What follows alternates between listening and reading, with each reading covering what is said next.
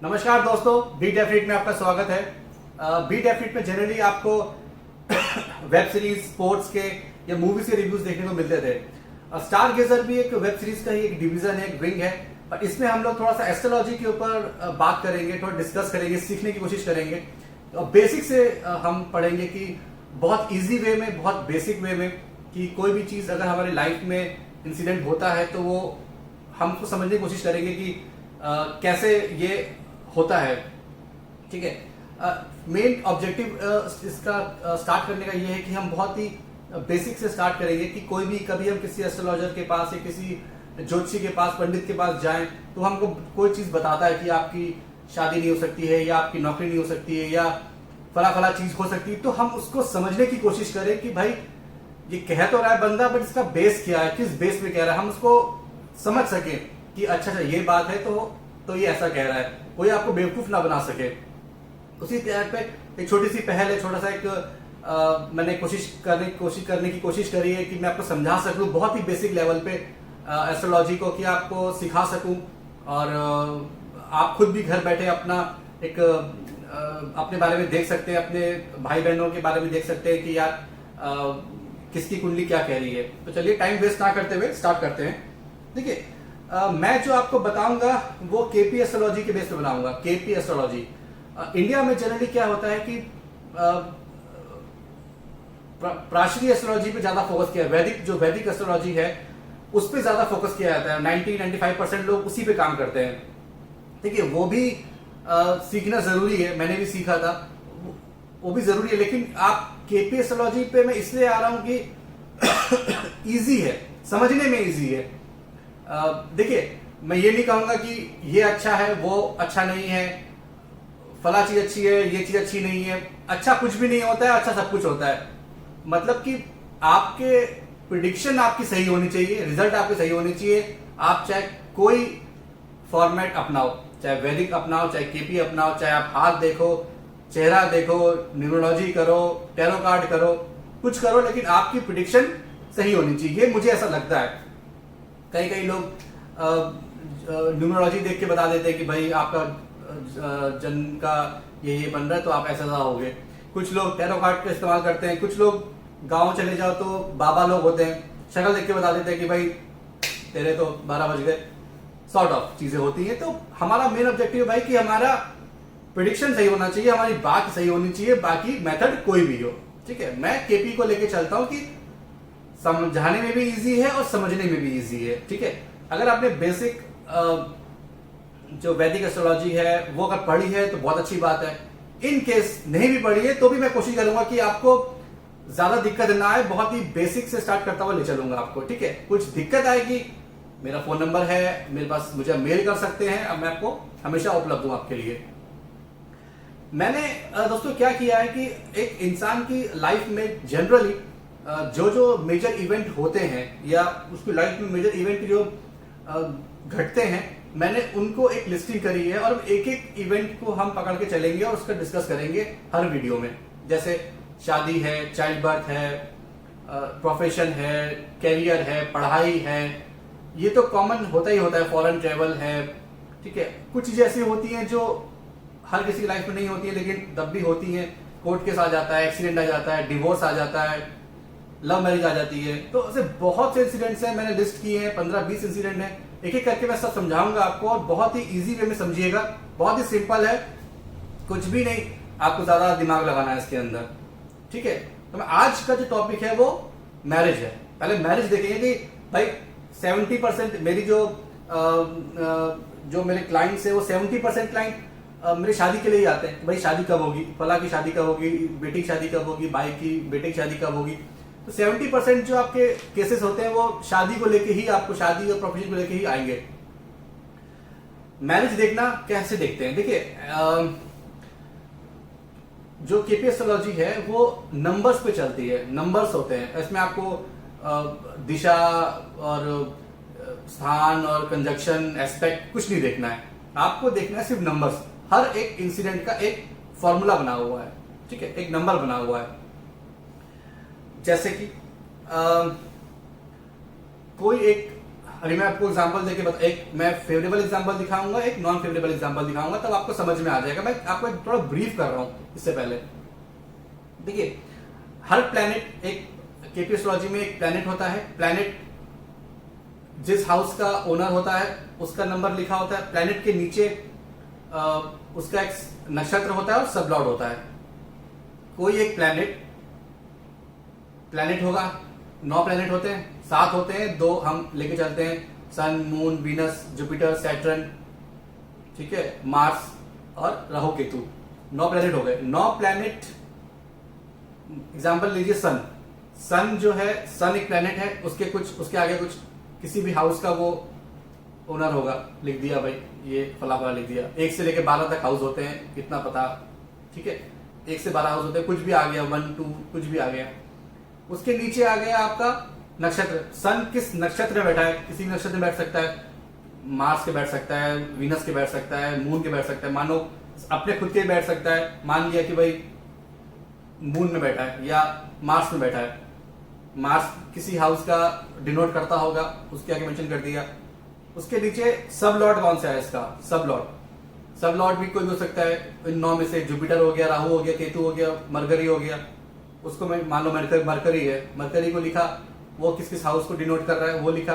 अब ये 3 जो मिलके 1 हो गया, ये 3 मिलके सन की पावर डिनोट करेंगे। मतलब ये 3 सन, प्लैनेट, सब नक्षत्र, सब लॉर्ड, ये तीनों को हम 1 काउंट करेंगे सन के अंदर। इसी तरीके से मून होगा, उसका सब लॉर्ड नक्षत्र, मरकरी होगा सब लॉर्ड नक्षत्र, मार्स होगा सब लॉर्ड नक्षत्र, मरकरी होगा, वीनस होगा, जो सबका एक नक्षत्र और सब लॉर्ड, नक्षत्र सब लॉर्ड, नक्षत्र प्लैनेट, नक्षत्र सब लॉर्ड, ये होंगे। इनको हम 1 पावर उनकी 1 काउंट करेंगे, मरकरी काउंट करेंगे, अभी मैं बताऊंगा आपको। ठीक है। अब शादी के लिए जो फॉर्मूला होता है वो 2, 7, 11 होता है। 2, 7, 11। 2 इज जो हमारा फैमिली होती है, सेकंड हाउस मतलब फैमिली का, 7th हाउस पार्टनर का, और 11th हाउस हमको गेन होता है। शादी होती है भाई, कुछ ना कुछ तो मिलता ही है ना, शादी में फायदा होता है। तो गेन 2, 7, 11, 2, 7, 11 हमें देखना है। जिसकी कुंडली में हमको जितने बार 2, 7, 11 एक साथ मतलब एक कंडीशन दिखेगा, शादी होगी, नहीं दिखेगा नहीं होगी, सिंपल कहानी। ठीक है। शादी का एक एंटी कॉम्बिनेशन भी होता है। मतलब जैसे शादी होती है, शादी पूरी होती है ना, ऐसा तो होता नहीं कि शादी हुई भी है नहीं भी, छोटी हुई आधी हुई, ऐसा नहीं होता ना, होती है या नहीं होती है। बहुत सी चीजें ऐसे होती हैं, जैसे कोर्ट केस हो गया, कोर्ट केस का कोई एंटी कॉम्बिनेशन नहीं होता है। कोर्ट केस कुंडली में दिखा दिया भैया कोर्ट केस है, अब आपने ट्रैफिक रूल्स का उल्लंघन किया, चालान कट गया, ये भी एक तरह का कोर्ट केस ही हुआ। ठीक है। कोई आपने बिल जमा नहीं किया, एक लेटर आ गया, कोर्ट केस नहीं हुआ। और आपने कोई आप पे कोई FIR हो गई तो वो भी कोर्ट केस हो गया। तो कोर्ट केस या एक्सीडेंट छोटे बड़े हो सकते हैं, लेकिन शादी नहीं होती। तो शादी का एक एंटी फॉर्मूला भी होता है 1, 6, 10, यानी कि हर हाउस का उससे पहला वाला हाउस या उसका 12वां हाउस या उसके पहले वाला हाउस उसकी पावर को कम कर देता है, उसका एंटी होता है। तो जैसे फेवरेबल है शादी के लिए 2, 7, 11 सेकेंड हाउस, 7 हाउस, 11 हाउस। उसी तरीके से नॉन फेवरेबल है 1, 6, 10, 1, 2 से पहले 1, 7 से पहले 6, 11 से पहले 10। तो जहां जहां 2, 7, 11 आएगा शादी होगी, जितने बार आएगा उतनी जल्दी शादी हो सकती है। 1, 6, 10 जहां दिखेगा वो प्रॉब्लम करेगा। ठीक, इतना समझ लीजिए। 3 चीजें या 2 चीजें याद रखिए, 2, 7, 11 प्लस है ये, और 1, 6, 10 माइनस है शादी के लिए, सिर्फ शादी के लिए कह रहा हूं। और ऐसा मत सोचिएगा कि 2, 7, 11 ही अच्छे होते हैं और 1 से 10 बहुत बुरे होते हैं, नहीं। शादी के लिए फॉर्मूले को हम यूज कर रहे हैं। ठीक है। अब मेरे पास 2 क्लाइंट हैं मेरे, मैं उनकी कुंडली लगाऊंगा यहाँ पे, दिखाऊंगा आपको, और आप खुद समझेंगे एग्जाम्पल के तौर पे कि भाई क्या कह रहा हूं मैं, कैसे समझ में आ रहा है आपको कि नहीं आ रहा है। ठीक है। पहले मैं लगाता हूं फेवरेबल वाली कुंडली। ठीक है। हाँ, ये देखिए, ये मेरी क्लाइंट है, एक इंदौर की है मेरी क्लाइंट। ये उनकी कुंडली है, नाम नहीं बताऊंगा, जाहिर सी बात है, गोपनीय रखना पड़ेगा। तो ये उनकी कुंडली है। अब इसमें देखिए आप, सबसे पहले सन, ये सन है। ठीक है। ये इसका सब लॉर्ड है, सॉरी ये नक्षत्र है, ये सब लॉर्ड है। देखिए सब लॉर्ड, ये सब लॉर्ड है, स्टार लॉर्ड को नक्षत्र कहते हैं, नक्षत्र है। तो सन का नक्षत्र मून और उसका सब लॉर्ड वीनस, ये पूरा सन हो गया है, ये सन की पावर है। इसमें मून वीनस को आप मत गिनिए, सन को ही ये रिप्रेजेंट कर रहे हैं। सिमिलरली मून, सन उसका नक्षत्र, सैटर्न सब लॉर्ड, मार्स मेन प्लैनेट, नक्षत्र सब लॉर्ड, ठीक है। 3 3 6 9 प्लैनेट हो गए। हमने क्या कहा था, 2 7 11 शादी होगी, 1 6 10 शादी नहीं होगी, ठीक। सन को देखते हैं, सन में आपको क्या दिख रहा है, 2 दिख रहा है, 11 दिख रहा है, 1 6 भी दिख रहा है, मतलब 50-50 हो गया। 2 11 भी है, 1 6 भी है, मतलब ठीक ठीक। मून पे आ गए, 2 2, ठीक है ठीक है, 1 भी है, ठीक ठीक, ओके ओके चल रहा है। 2 7 11, 2 11 देखिए, 2 11 दिख गए, 1 6 है, ठीक है। मतलब शायद का कहीं ना कहीं कॉम्बिनेशन बन रहा है। 2 7 2 2 7 11, 2 6 दिख रहा है, 2 11 दिख रहा है, सॉरी 2 7 दिख रहा है, 7 11 दिख रहा है, 2 11 दिख रहा है, तो मतलब कहीं ना कहीं शादी की बात है, मतलब चल रही है। 2 7 दिख रहा है आपको, ठीक है, 2 दिख रहा है, 2 11 2 11 दिख रहा है, देखिए लगातार 2 11 11, आगे नीचे सैटर्न में आए, 2 11 2 11 2 11 2, फिर 2 2 2 2 2 2 2, ठीक है। यानी कि शादी का इनका बात, इनकी शादी कहीं ना कहीं जहां पर भी ये 2, अब हम ट्रांजिट देखेंगे कि कब ये एटलीस्ट वंस 2 7 11 आपके महादशा, अंतरदशा और प्रतिदशा में आना ही चाहिए, एक बार तो एटलीस्ट आना चाहिए। अभी कब आएगा, कि ट्रांजिट लगाना पड़ेगा, ये मैं आपको बताऊंगा बाद में, ये थोड़ा एडवांस हो गया, वो बाद में बताऊंगा। पहले बेसिक समझिए कि कब आएगा, पहले समझिए आएगा कि नहीं आएगा, ये समझिए, कब आएगा ये बाद में बताऊंगा। 2 11 मानो सन की महादशा चल रही है। अब एक चीज और दिखाता, अब पहले हमको दशा देखनी है कि भैया उसकी दशा कल कौन सी रही है। देखिए ये दशा का चार्ट इसके, ठीक है। एंडिंग डेट्स 91 में सन की खत्म हो गई थी, 2001 में मून की खत्म हो गई थी, 2008 में मार्स की खत्म हो गई, 2026 में राहु की खत्म होगी। यानी कि अभी 8 26 के बीच में हमारी राहु की चल रही है, ठीक है। राहु की महादशा चल रही है, उसके अंदर इनकी प्रत्यंतर दशा और अंतरदशा भी चलती है, ठीक है। उनकी भी वैल्यू होती है, 50% महादशा की वैल्यू होती है और 35% अंतरदशा, एक लगभग और 15% हम थर्ड वाली प्रत्यंतर दशा की को वेटेज हम मानते हैं। हमको आपको मोटा मोटा समझ में आ गया कि भैया तो 26 तक राहु की चल रही है। अब राहु क्या कहता है,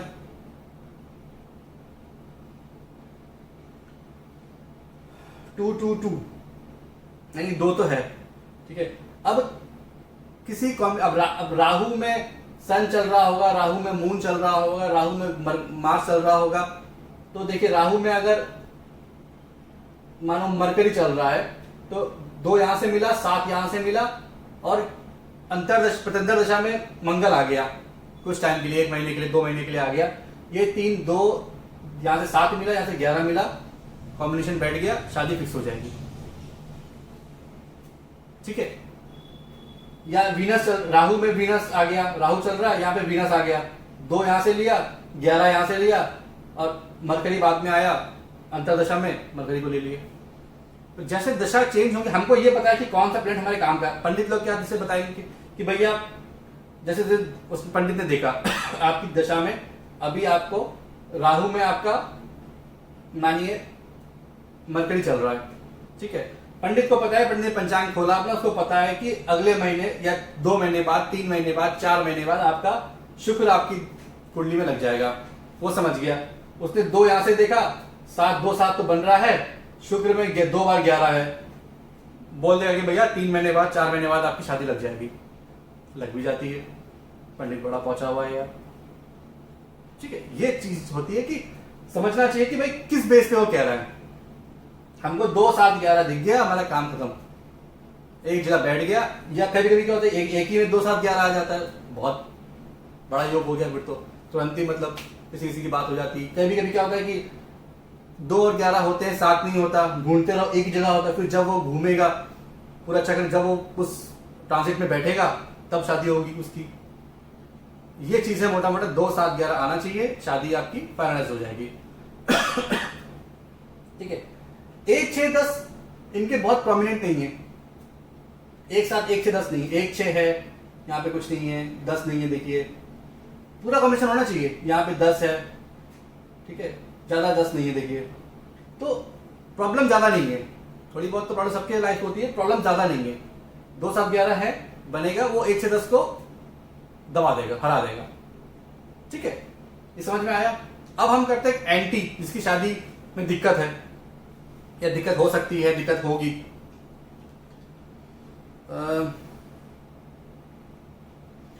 ये देखिए, ये मेरे क्लाइंट हैं, लखनऊ के क्लाइंट हैं, और इनका ये उनकी कुंडली मेरे पास आई थी, डेट ऑफ बर्थ वगैरह भी बता दूंगा मैं आपको, लगा दीजिएगा। अब ये देखिए 2 2 7 कुछ नहीं, सिर्फ एक 2 11 कुछ नहीं, 2 7 2 7 2 7 2 7 है ही नहीं, 2 7 11 पूरा कॉम्बिनेशन ही नहीं है, कुछ कुछ जगह पे है। तो जब कितनी कम जगह पे होता है, अब 11 समझ लीजिए एक ही बार है, ठीक है, तो उतना कॉम्बिनेशन वीक होता है। 1 10 6 10 10 10 10 10 10 6 10 6 6 6 10 1 6 10 पूरा इसी में रहू में, तो 1 भी 6 भी 10 भी है, 6 6 6 10, यानी कि कॉम्बिनेशन फेवरेबल नहीं है, कॉम्बिनेशन फेवरेबल नहीं है। बहुत रेयर योग आएगा कि 2 7 आपको 2 यहां से मिला, 7 यहां से मिला, 11 मरकरी कभी आया। अब इनकी वो देखते हैं दशा, ये देखिए सैटर्न की 90 में खत्म हो गई थी, मरकरी 2007 से पहले अगर इनकी शादी हो जाती तो हो जाती। मरकरी की जैसे चल रही थी वो उसके पास 11 है। उसके बाद अभी इनकी चल रही है वीनस की, 34 तक चलेगी। ठीक है, वीनस हमको क्या कहता है, वीनस 2 7 है। अब वीनस की अंतरदशा में कभी मरकरी आएगा, या वीनस में मानिए राहु चल रहा है 2 7 और 1 से 10 उल्टा जा, तो मतलब अड़चन ज्यादा आएगी, काम कम बनेगा। जब कभी मरकरी घूम के ट्रांजिट होके बैठेगा, तब उस टाइम के अंदर अगर बात बन गई तो बन गई, नहीं तो फिर बहुत मुश्किल है, कहीं पे भी 11 नहीं है। तो इनको मैं ये बोलूंगा कि भैया जब इनका टाइम लिखूंगा कि आ रहा है कि आपका टाइम 1 महीने के लिए रहेगा मरकरी, या 1.5 महीने के लिए रहेगा, तो मैंने इनको ये बोला था कि भाई ये 2 महीने आपके पास है, जो रिश्ता है फाइनल कर लीजिएगा, वरना फिर मुझसे मत बोलना शादी आपकी हो नहीं सकती है। अब बहुत परेशान थे, लड़के की उम्र भी 30-32 साल की हो गई थी, तब तक कोई मतलब रिश्ता टिका नहीं था। मैंने ये कहा था कि भाई मरकरी की पोजीशन देखी मैंने, आने वाला था 2-4-6 महीने में, मैंने कहा था जो उस टाइम पे कर लेना तो कर लेना, फिर आपका, क्योंकि मरकरी की महादशा निकल चुकी है, अब वो दोबारा आएगी नहीं, तो आपको दिक्कत हो सकती है। तो ये एग्जाम्पल के तौर पर मैंने आज आपको मैरिज समझाने की कोशिश करी है। उम्मीद है कि आपको समझ में आया होगा। नहीं समझ में आया होगा तो कोई बात नहीं, आप कमेंट करिएगा, आप मुझे फ़ोन करिएगा। अगर आपको लगे कि कुछ प्रॉब्लम है, आप मुझे फ़ोन कर सकते हैं, मुझे ईमेल कर सकते हैं, मेरे इस stargazerindia@gmail.com पे ये फ़ोन नंबर है। मैं हमेशा उपलब्ध रहूँगा आपके लिए, और आशा करता हूँ कि आप, छोटा मैंने रखा है वीडियो समझाने के लिए, कि बड़ा वीडियो में समझ में नहीं आता, छोटे छोटे वीडियोस बनाऊंगा मैं, और समझाने की कोशिश करूंगा कि कैसे आप चीज़ को पकड़ सकते हैं। तो मैरिज हमने आज पकड़ा है, आगे हम धीरे धीरे और भी इवेंट्स ऑफ लाइफ को हम पकड़ेंगे। बाकी ये मेरा नंबर है, अगर आप लोग एक्सपर्ट कमेंट चाहते हैं, अपनी कुंडली दिखवाना चाहते हैं, या अपने भाई बहनों की कुंडली दिखवाना चाहते हैं, तो मुझसे संपर्क कर सकते हैं। बहुत ही नॉमिनल सी फीस है, और बाकी की जानकारी आपको इस नंबर पे और इस मेल आईडी पे मेल करके मिलेगी। तब तक के लिए